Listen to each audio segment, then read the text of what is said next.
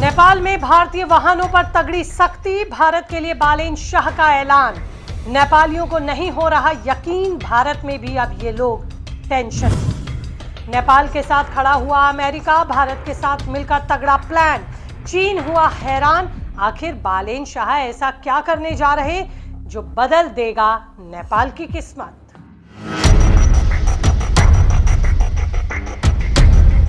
नमस्कार, आपके साथ मैं हूं ज्योति विनय कपूर। तो दोस्तों, उन लोगों के लिए खबर बेहद ज़रूरी है जो लोग नेपाल से आकर भारत में रह रहे हैं, या भारतीय लोग नेपाल में रह रहे हैं, या फिर जो इन दोनों देशों के बीच दुकान करते हैं या व्यापार करते हैं। उनके लिए ये खबर जानना बेहद ज़रूरी है, क्योंकि इस बार नेपाल में जो फैसला लिया गया है वो सीधा आम लोगों की ज़िंदगी और दोनों देशों के रिश्तों को प्रभावित करने वाला है। क्योंकि अब नेपाल में खेल बदल चुका है। ये बदलाव अचानक नहीं आया, इसके पीछे है एक लंबी कहानी, और इसी कहानी को समझना जरूरी है। देखिए, सबसे पहले समझिए कि नेपाल ने भारतीय वाहनों पर सख्ती क्यों की। तो ये इसलिए क्योंकि सालों से खुली सीमा का जो लोग गलत तरीके से फायदा उठाकर छोटे बड़े व्यापार कर रहे थे, सप्लाई चला रहे थे, टैक्स से बचने की कोशिश कर रहे थे, या तरह तरह के तरीके ढूंढ रहे थे, इस बार बॉर्डर पर उन लोगों के लिए अब किसी तरह की रियायत नहीं है। और ऐसे लोगों के लिए ही ये फैसला बेहद महत्वपूर्ण है, जिन पर सवाल उठ रहे हैं कि अब ये बात सिर्फ नेपाल की नहीं है, बल्कि इसका असर भारत पर भी पड़ेगा। क्योंकि जो गलत काम इधर से होते थे उनका नेटवर्क उधर तक जाता था, और अब यही वजह है कि इस पूरे सिस्टम को तोड़ने की ज़रूरत महसूस हुई। इतना ही नहीं, इन बॉर्डर एरियाज से जो भी गैर कानूनी गतिविधियां की जा रही थी उन पर भी पूरी तरह से रोक लगाने की कवायद तेज हो गई है। हालांकि नेपाल के प्रधानमंत्री बालेन शाह के बनते ही ये साफ हो गया था कि अब भ्रष्टाचार पर तगड़ी चोट होनी तय है। बालेन शाह ने आते ही साफ कर दिया था कि अब पुराना सिस्टम नहीं चलेगा। अब हर सामान पर टैक्स लगेगा, चाहे वो कितना ही छोटा क्यों ना हो। अब बिना पहचान पत्र के सीमा पार करना भी मुश्किल होगा, क्योंकि भारत के जरिए बहुत सारे लोग गलत कर जा रहे थे। अब तक जो लोग बिना नियम के गाड़ी लेकर आते जाते थे उनका रास्ता लगभग अब बंद हो गया है। अब जो भी नियम तोड़ेगा उसकी गाड़ी जब्त कर ली जाएगी। लेकिन यहाँ आपको एक बात और समझनी होगी कि ये फैसला देखने में भले ही सख्त लगे, लेकिन इसका असर एक दूसरे पहलू पर भी दिखता है।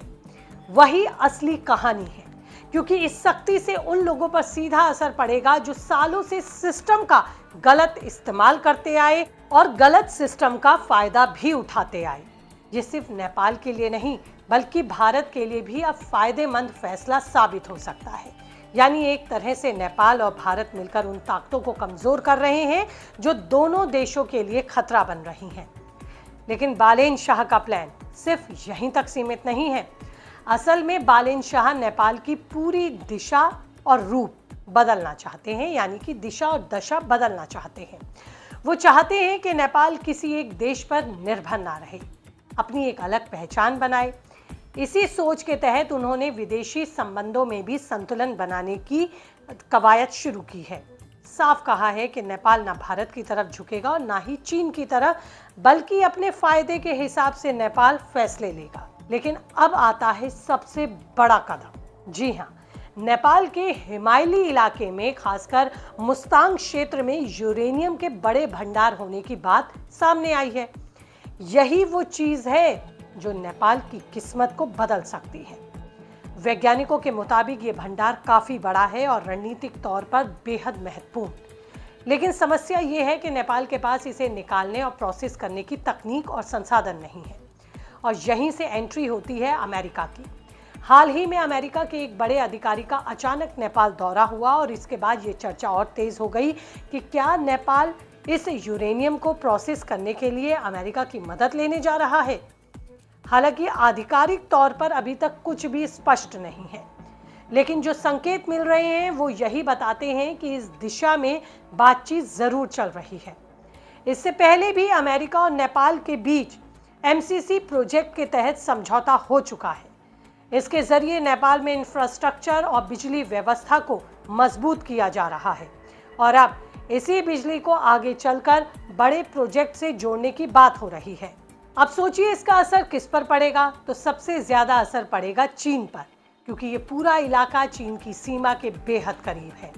अगर यहाँ अमेरिका की मौजूदगी बढ़ती है तो ये सिर्फ आर्थिक मामला नहीं रहेगा, बल्कि चाइना को रणनीतिक तौर पर चुनौती मिलेगी।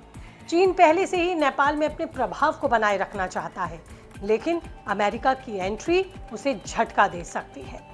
भारत की भूमिका की अगर मैं यहाँ बात करूँ तो वो अहम हो जाती है, क्योंकि नेपाल के लिए भारत एक भरोसेमंद पड़ोसी है और भारत भी लगातार अपनी तरफ से नेपाल के नजदीक आने के लिए कदम बढ़ा रहा है। लेकिन नेपाल के हम किसी बड़े प्रोजेक्ट की बात करें तो भारत पहले ही ये साफ कर चुका है कि वो नेपाल के विकास में पूरा सहयोग करेगा। ऐसे में एक नई स्थिति बनती दिख रही है, जहां नेपाल अपने फायदे के लिए अमेरिका के साथ काम कर रहा है और भारत के साथ संतुलन बना के चलता दिख रहा है। तो दोस्तों, अब पूरी कहानी साफ हो जाती है कि नेपाल में जो सख्ती दिख रही है वो सिर्फ एक नियम बदलने की कोशिश नहीं है, बल्कि ये एक बड़ा बदलाव है नेपाल के लिए, जिसमें बॉर्डर सिक्योरिटी मजबूत करना हो या फिर अवैध कामों पर नकेल कसना हो, देश की अर्थव्यवस्था को मजबूत करना हो या फिर अंतर्राष्ट्रीय स्तर पर अपनी स्थिति को बेहतर बनाना हो, ये सब कुछ अब नए नेपाल के एजेंडे में शामिल है। बालिन शाह ने एक ऐसा दांव खेला है जो आगे चलकर पूरे इलाके की राजनीति और अर्थव्यवस्था दोनों को बदल सकता है। अब देखना यह होगा कि आने वाले समय में यह फैसला नेपाल को कितना फायदा देता है और चीन और भारत इस पूरे खेल में क्या कदम उठाते हैं।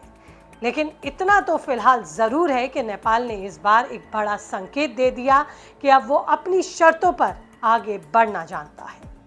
आपकी इस पर क्या राय है, कीजिए कमेंट, रहेगा मुझे इंतजार। खुद को रखना है अपडेट तो कीजिए चैनल को सब्सक्राइब। नमस्ते।